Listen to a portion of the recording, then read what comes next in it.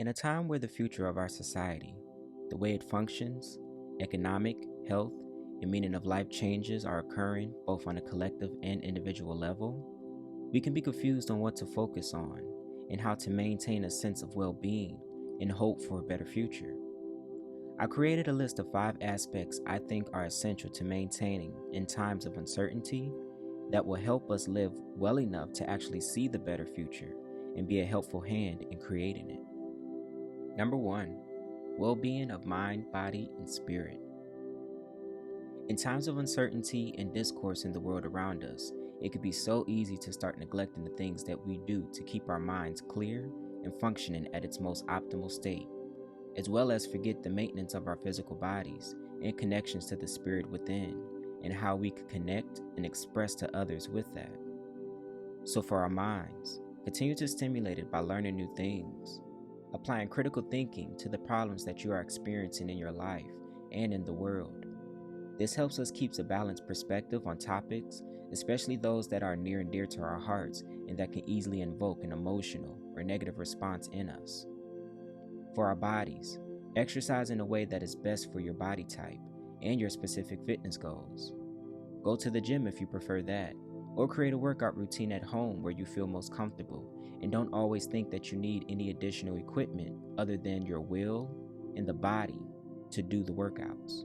And lastly, become more conscious about your eating habits and ensure that you are creating and maintaining a nutritional eating lifestyle, not overeating, undereating, or eating things that lack any health value for your cells and blood throughout your body, which carries the nutrients from your brain, gut, and all other vital organs.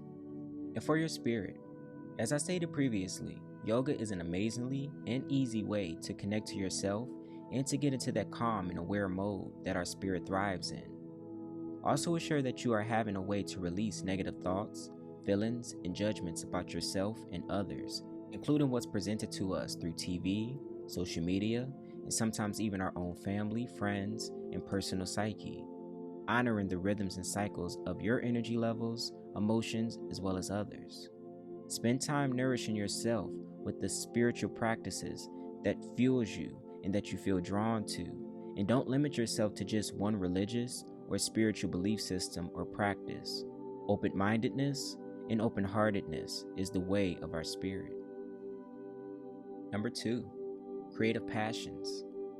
No matter who you are, what you've been through, or where you want to go, if you are a human being, you have a natural desire to express yourself creatively in some type of way, whether through writing, singing, dancing, editing, speaking, teaching, cooking, or helping. Do these things with passion, pure intentions, and see and experience how fulfilling it is to be in the process of doing it. Create creative challenges for yourself. Map out time for yourself just as you do for your work or any other life tasks to create and focus on your passions. Learn how to improve as you desire to, and go from the perspective of I wish I could to I'm doing and I've done it. Number 3, connection to loved ones. When we are in a time of chaotic and stressful events in our life, we tend to get into the survival mode of our consciousness, where we only focus on what we need to do to survive to the next day, months, or years. This can cause us to neglect the very important aspect of connections to family and friends, and even pets, and all other human beings that are around us that we have the chance to acknowledge and interact with in our day-to-day life. Don't underestimate the value of a talk with a friend or family member, and planning a time to hang out or to just say hello to people you pass by in public, or play with your dog, kitty, or hamster.